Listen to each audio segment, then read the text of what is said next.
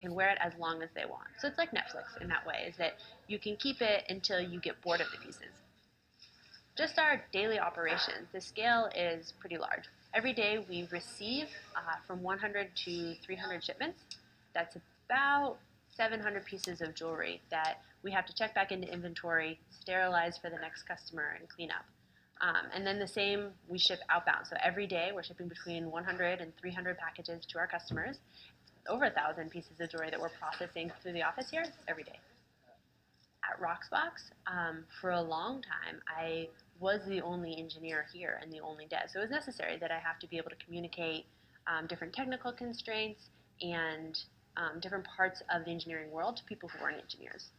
And that's the thing that I definitely see when I think of Olin students in general, is that they're the people that are able to communicate across disciplines. They're able to connect with people, and they have hobbies and interests that are outside of engineering. They don't live in this silo of engineers.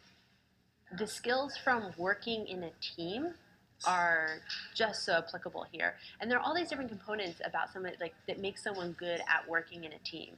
And I think about Olin's feedback culture often and how proactive they are both about giving feedback and asking for feedback.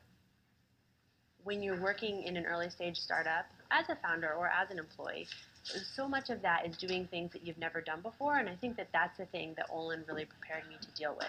When Roxbox was really small and it was just 2 or 3 people, there wasn't anyone I could ask for help or say, tell me how to deal with customs when you're manufacturing things in China and shipping them here. I just had to learn how to do it and fill out the paperwork and do some research and teach myself. And so I think that's really the biggest thing, is that that's why Olin lends itself really well to entrepreneurship, is because when you're starting a company, you're never going to know everything that you need to know to do something ahead of time. You're just going to have to learn it on the fly.